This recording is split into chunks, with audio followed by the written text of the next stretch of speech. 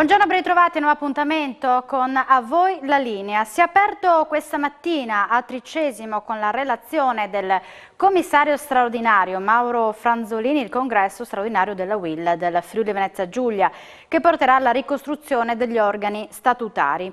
I lavori sono stati anche occasione per fare un focus sulla situazione economico-occupazionale del territorio regionale. Al congresso ha preso parte anche il segretario generale Pierpaolo Bombardieri alla sua prima visita ufficiale in Friuli Venezia Giulia dalla nomina a numero 1 della UIL nazionale. Ha parlato anche di Green Pass, lavoro e pensioni. Un saluto ai nostri amici telespettatori, mi trovo al Belvedere di Tricesimo dove si sta svolgendo il congresso straordinario della UIL regionale. Per la prima volta in Friuli Venezia Giulia c'è il segretario nazionale della UIL Pierpaolo Bombardieri. E intanto parliamo proprio di questo approccio anche con il Friuli. Lei si è fatto un'idea, come si colloca dal punto di vista della situazione economica, e poi parleremo anche di Green Pass rispetto al territorio nazionale. Ma sicuramente il territorio ha, come tutto il resto del paese, pagato il prezzo della crisi, la riduzione di posti di lavoro, e ha la necessità, come noi proviamo a spiegare al governo, di ripartire, anche se in condizioni diverse rispetto ad altre regioni, però utilizzando innanzitutto le tante risorse che arriveranno dal PNRR. Continuiamo a chiedere che ci siano scelte di politica industriale, di utilizzo e di messa a terra dei progetti che sono stati presentati dal governo, e in questo territorio le grandi risorse, le tante aziende che ci sono meritano un'attenzione particolare per accelerare lo sviluppo e recuperare i posti di lavoro che si sono persi in questi mesi e guardare al futuro con più fiducia. Ecco, questione Green Pass che è molto dibattuta in questo momento anche a livello politico. Il pensiero del sindacato, che cosa dovrebbe fare a questo punto la politica? Ma noi abbiamo dall'inizio sostenuto che il vaccino fosse l'unico strumento per combattere la pandemia, e quando è stato inserito il Green Pass abbiamo sostenuto che era una scelta corretta, soprattutto per affrontare le grandi iniziative, le grandi manifestazioni. Rispetto alla incapacità della politica di decidere, perché spesso ci viene detto che noi abbiamo 4 settimane di tempo, noi abbiamo unitariamente scritto una lettera al Presidente del Consiglio nella quale abbiamo detto: se ci sono queste condizioni di emergenza, la politica e il governo devono assumersi la responsabilità di inserire l'obbligo vaccinale. Rispetto al Green Pass abbiamo detto: utilizziamolo, continuiamo a sostenere che se questo è uno strumento per garantire la sicurezza sul lavoro in azienda e per spronare, per noi il tampone deve essere gratuito. Altro punto che viene dibattuto, tra l'altro le decisioni sono molto attese perché stanno scadendo diversi provvedimenti, la riforma delle pensioni. Ecco, la UIL in questo momento che ruolo ha, che visione ha? Perché c'è il rischio di un ritorno alla Fornero se non si trovano soluzioni. Sì, continuiamo a sostenere l'errore fatto durante l'approvazione della legge Fornero, cioè di considerare i lavori tutti uguali. Questo è un errore grave che è stato fatto allora, che è servito a fare cassa per lo Stato sui salari e sulle pensioni dei lavoratori e delle lavoratrici. Oggi bisogna dare un'analisi corretta, intanto separando le risorse che sono utilizzate per la previdenza da quelle dell'assistenza, e poi bisogna intervenire dando la possibilità progressiva di uscire a partire dai 62 anni. Facciamo un'analisi della situazione proprio per quanto riguarda Covid, Green Pass nelle aziende, perché la UIL ha manifestato forti preoccupazioni proprio per quello che si sta creando nelle varie attività produttive della nostra regione. Ci sono delle tensioni, è inutile negarlo, molti lavoratori, una quota credo abbastanza consistente, sta rifiutando in maniera categorica sia l'utilizzo del Green Pass che l'utilizzo, così come proposto, di una vaccinazione di natura obbligatoria, e ci sono nei luoghi di lavoro alcune tensioni molto, molto forti. Queste sono evidenti, noi siamo preoccupati e per quello anche richiamiamo, come ha detto perfettamente il segretario generale Bombardieri, al tema della responsabilità, ma la responsabilità di tutti, che deve essere quella del sindacato, deve essere quella delle nostre naturali controparti, gli imprenditori, ma anche e soprattutto del governo, che deve fare delle scelte. Infortuni crescenti nonostante ci sia stato il lockdown.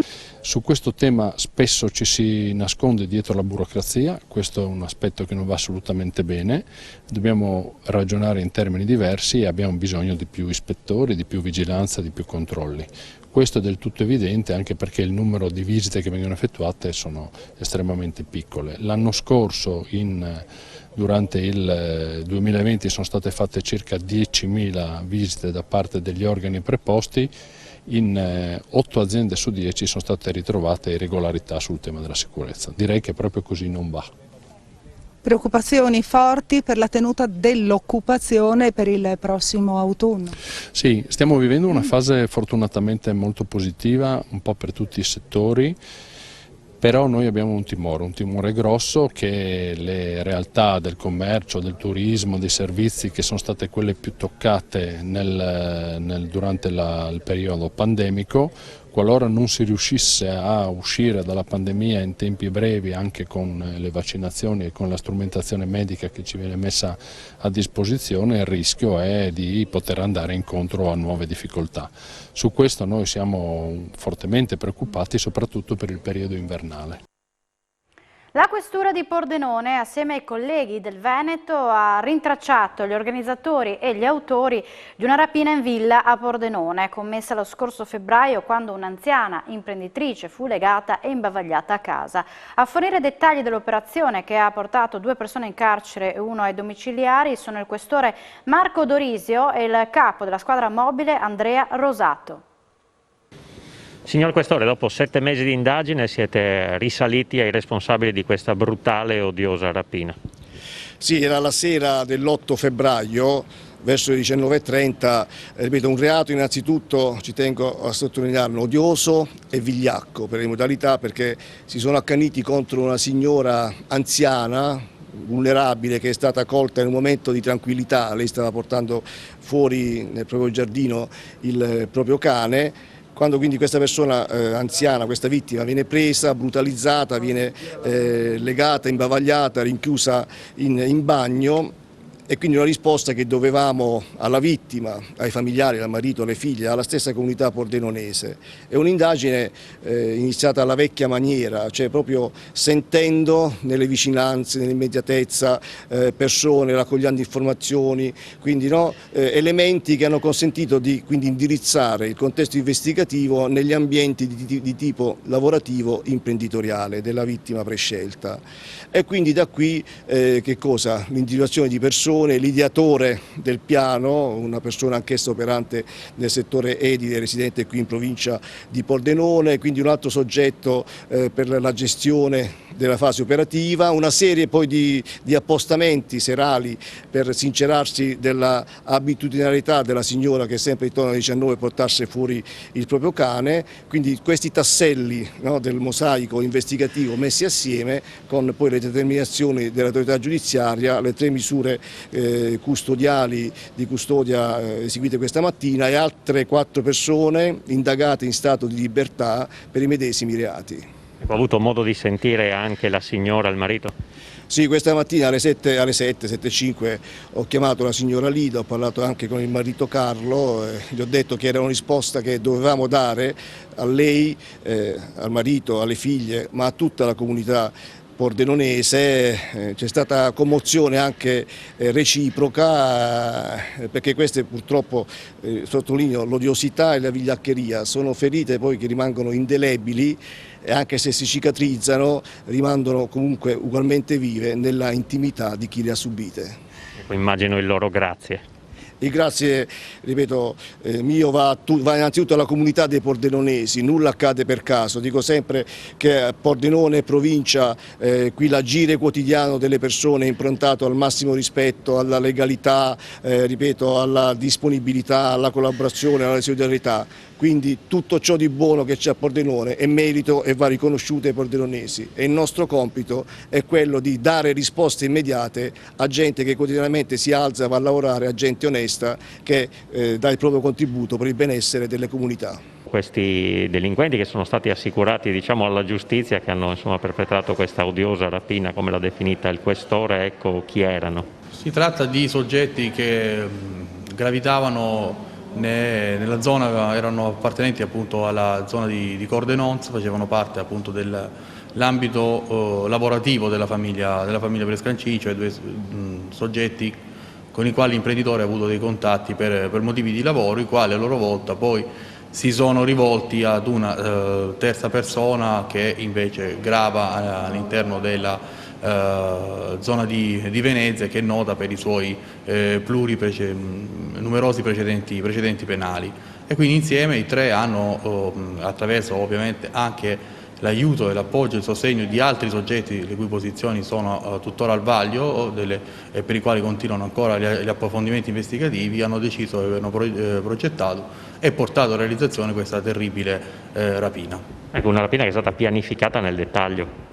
Sì, abbiamo documentato diversi sopralluoghi che gli autori della rapina, questo sodalizio, aveva organizzato più volte a distanza di poco tempo, proprio al fine di individuare quelli che erano i dettagli utili per definire il loro modus operandi e le modalità con cui portare a termine questa azione delittuosa. Piccola pausa per la pubblicità, ci troviamo tra poco, da voi la linea.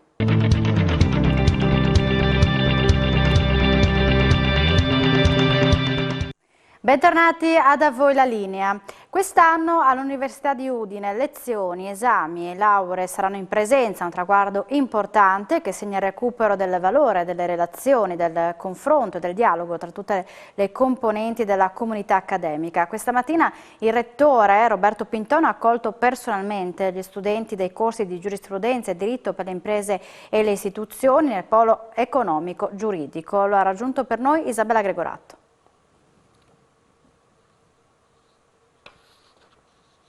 Partite oggi ufficialmente.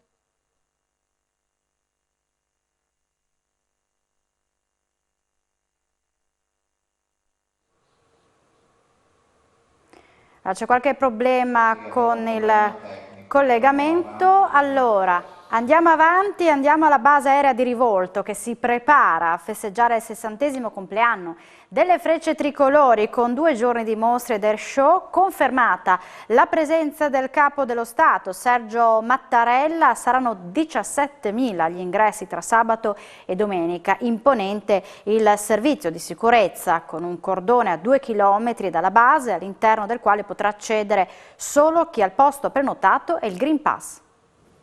Comandante Bertoli, 1 a 2 giorni molto intensa con la presenza delle più alte cariche dello Stato, 8.500 persone per giorno e un grande spiegamento di forze per garantire l'ordine, per garantire che nessuno che non abbia il pass possa entrare nella zona. Sì, un grande sforzo organizzativo che abbiamo aggiunto alla routine operativa del reparto, che già prevede la gestione di 3 linee volo diverse e di 2 sistemi di difesa aerea missilistici. È uno sforzo che però facciamo molto volentieri per celebrare i 60 anni delle Frecce Tricolori e per dare anche un segnale alla comunità locale di ripresa. Mai come quest'anno il nostro obiettivo numero 1 è ovviamente la sicurezza di chi ci verrà a trovare a Rivolto, ed è per questo motivo che abbiamo predisposto un apparato di sicurezza interno che consentirà di assistere alla manifestazione solo a chi è in possesso del QR code e sarà in grado di esibire il Green Pass. Ci rendiamo conto che i numeri rispetto alle passate edizioni sono di molto inferiori, perché vogliamo rigorosamente applicare tutte le misure di contrasto alla pandemia che ci sono state indicate dal governo, e a questo scopo, per poter far godere a tutti gli appassionati dello spettacolo di questi 2 giorni, è stata predisposta una diretta RAI per la giornata di sabato che coprirà di massima tutta la parte più importante della manifestazione, e sia il sabato che la domenica i canali social dell'Aeronautica Militare manderanno in streaming una diretta che di fatto coprirà tutte le esibizioni dei velivoli dell'Aeronautica Militare e delle pattuglie acrobatiche straniere che interverranno. Misure di sicurezza al massimo, cordone di sicurezza intorno alla base, potrà accedere solo chi ha di fatto il pass, chi ha ottenuto il pass o da Roma oppure il Click Day. Esattamente, questo è il concetto. Purtroppo abbiamo dovuto normalizzare una situazione anormale, questa situazione, e sicuramente, ripeto, l'impegno è tanto. Ovvio che sarebbe stato molto più semplice per noi far entrare tutti, come era giusto e come era stato previsto tanto tempo fa, ma quindi dobbiamo contemperare più esigenze, come un po' tutto quello che sta succedendo in questo periodo. Abbiamo cercato appunto di accrescere al massimo le possibilità di capienza, di afflusso all'interno dell'area, e tutti quelli che purtroppo non hanno la possibilità di farlo avranno la vita difficile, perché non potranno probabilmente vedere lo spettacolo, l'evento, che ovviamente è visibile dall'alto, però ci saranno molti condizionamenti e molte limitazioni. Vicepresidente Riccardi, lei ha sottolineato l'importanza di questo evento non solo perché è il 60° anniversario delle Frecce Tricolori, ma anche perché è una grande prova di ritorno alla normalità, dalla normalità attraverso l'uso del Green Pass.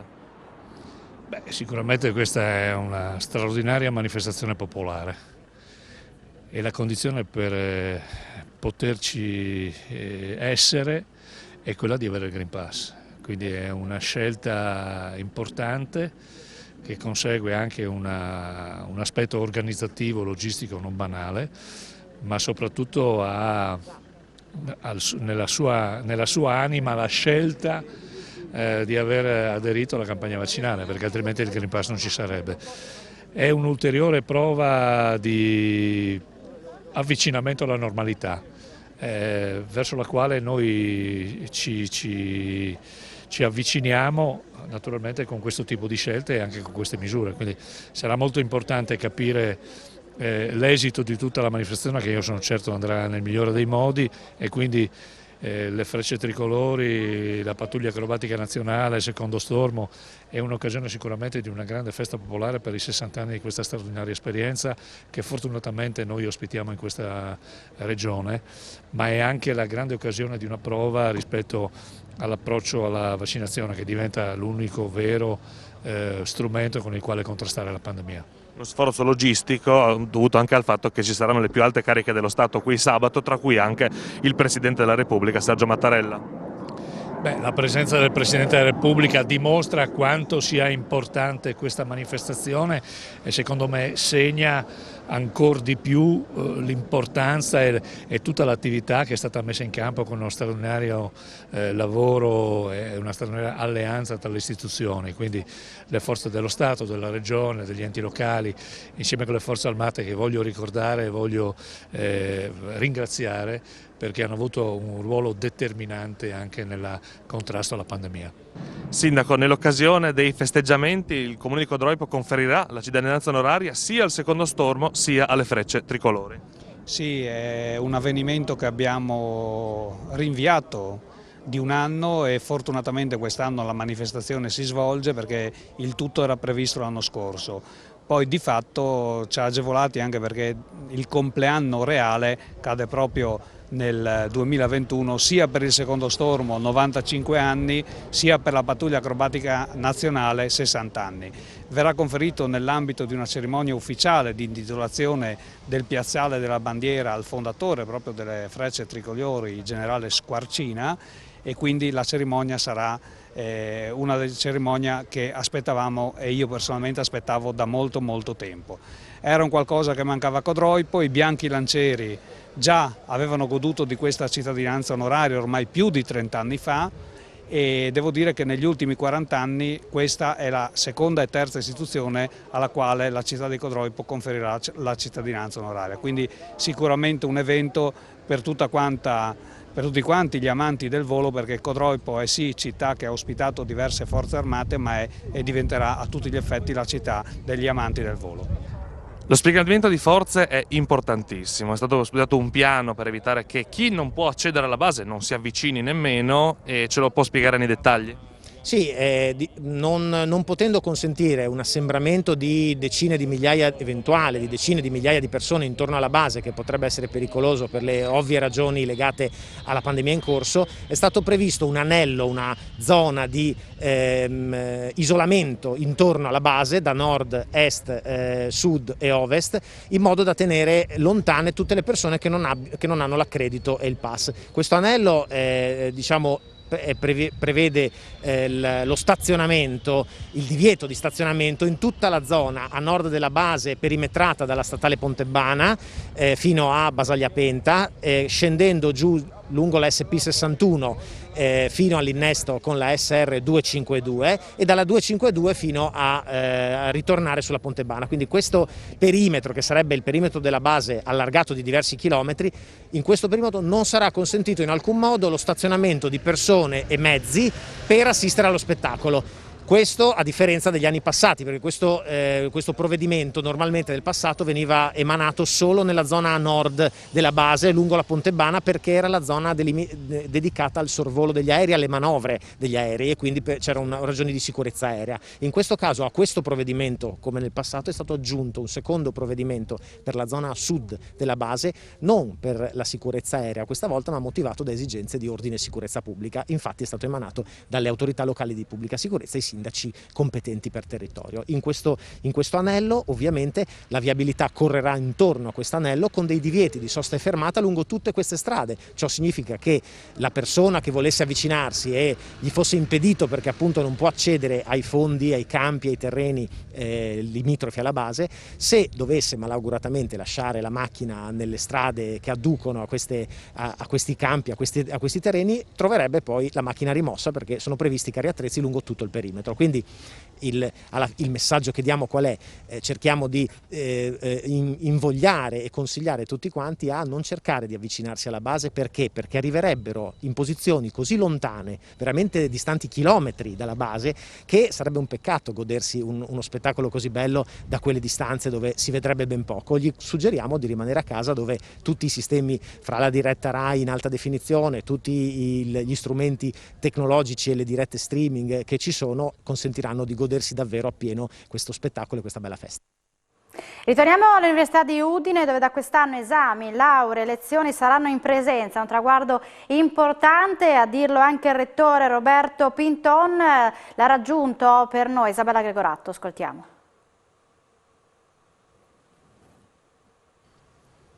Sono partite oggi ufficialmente le lezioni all'Università di Udine. Il magnifico rettore ha partecipato praticamente alla prima lezione delle matricole per la facoltà, per il Dipartimento appunto di Scienze Giuridiche. Facciamo un bilancio della prima giornata, come è andata, come sono stati anche gli ingressi, perché ci sono anche qui le problematiche, Green Pass come nelle scuole. Beh, diciamo che il bilancio poi lo faremo alla fine della giornata, però insomma sicuramente l'inizio è stato felice e favorevole, nel senso che non c'è stato nessun problema, sia da parte dei docenti e del personale che da parte degli studenti. Io ho voluto andare a dare una sorta di benvenuto, un messaggio di benvenuto a questi studenti che iniziano il loro percorso universitario. Oggi cominciavano gli studenti di giurisprudenza, però per lanciare anche attraverso di loro un messaggio in realtà a tutti gli studenti di come vogliamo che sia questa ripresa in presenza, utilizzando questo bello strumento che ci è stato messo a disposizione, che è il Green Pass, che è stato evidentemente poi ottenuto da una grande maggioranza di studenti e soprattutto di docenti, e questo ci permette sostanzialmente di tornare a riempire per quanto possibile le aule e riprendere, riguadagnare quel contatto, quel rapporto, il dialogo, la relazione che dovrebbe essere sempre mantenuto per quanto possibile nelle comunità accademiche. È chiaro che poi ho tranquillizzato anche tutti, e tranquillizzato ovviamente anche gli studenti che non possono ottenere la certificazione, che avranno difficoltà comunque a frequentare le aule, che forniremo le registrazioni delle lezioni, e poi per coloro che avranno particolari esigenze i docenti daranno ulteriore materiale didattico per evitare che ci sia sostanzialmente una sorta di differenza per coloro che purtroppo non possono prendere parte alle lezioni. Quindi, anche se sarà offerto a tutti gli studenti, questa opportunità è un modo per mantenere, diciamo, quella che per noi è un punto di forza e anche di volontà, che è l'inclusività. Ecco, quindi il diritto allo studio è uguale per tutti, nello stesso modo. Certo, è chiaro che ovviamente nel momento, è chiaro, in presenza sappiamo ci sono anche quei momenti diciamo non direttamente impegnati nella lezione che sono fondamentali, insomma, ricordiamo che noi invitiamo sempre gli studenti a vivere l'università, che vuol dire anche partecipare in tutte le attività che inframezzano diciamo, le lezioni, che completano l'esperienza universitaria. Però insomma, noi applichiamo diciamo, una legge. Qual è la sfida? È cercare di fare in modo di conciliare quello che è il miglior percorso formativo che possiamo dare, però con la tutela e la garanzia della sicurezza, per della salute per gli studenti e per i lavoratori. È chiaro che abbiamo fatto anche una lunga esperienza in questo periodo di Covid, ahimè, e che però ci permette anche di adottare delle altre tecniche, degli strumenti integrativi non sostitutivi che permettono sostanzialmente anche a chi non può partecipare in presenza di avere un percorso formativo. Quindi anche da voi usata la piattaforma per poter avere tutte le indicazioni per la possibilità di passare? Allora, diciamo che no, per il Green Pass noi non abbiamo piattaforma, abbiamo i controlli diretti e a campione sugli studenti come ci viene prescritto di farlo, mentre sul personale controllo 1 a 1 ciascuno, e con una serie di deleghe, un'organizzazione che è stata demandata sostanzialmente al rettore, il rettore ha creato questa organizzazione. Poi invece è importante dire che gli studenti comunque, quelli in presenza, dovranno prenotare e confermare la loro presenza in aula, il che significa che ci dà possibilità, nello sventurato caso ci sia un contagio, di avere il tracciamento. E per tutti gli studenti sarà, compresi quelli in presenza o quelli che ahimè dovranno usare diciamo, le registrazioni, quindi da remoto, la necessità di registrarsi sulla piattaforma Teams, ai gruppi Teams, perché così naturalmente potranno partecipare tutti a questo sistema. Questo anche ancora nella più sventurata ipotesi che ci sia una recrudescenza della pandemia e si debba tornare tutti a distanza. Questo speriamo che non succeda, soprattutto con il progredire e il funzionare della campagna vaccinale. Ecco, un'ultima cosa, oggi è stato distribuito questo libretto, è una sorta di vademecum. Ma in realtà questo è un libricino, ma solo nel formato, perché è un contenuto interessante, assolutamente, che si chiama Combattere le discriminazioni. Per noi è un volume divulgativo che regaliamo, diamo in omaggio, diciamo, in dono a tutti coloro che si iscrivono assieme alla Smart Card, quindi nel momento in cui si immatricolano, perché contiene sostanzialmente delle indicazioni su tutto ciò che sta dietro al diritto che vuole diciamo, ridurre o contrastare o eliminare le discriminazioni. Credo che sia molto importante anche non solo l'attività formativa e di ricerca che l'università fa, ma anche questa attività divulgativa che ci permette di come dire, creare una consapevolezza su temi che sono assolutamente non solo importanti oggigiorno, ma che possono essere fondamentali per avere una vita civile solida. Bene, ringraziamo il magnifico rettore dell'Università di Udine, Roberto Pinton, e restituisco la linea allo studio. Noi ci fermiamo qui, subito alle 16:30 ritornerà in diretta l'informazione. Grazie per l'attenzione e buona giornata.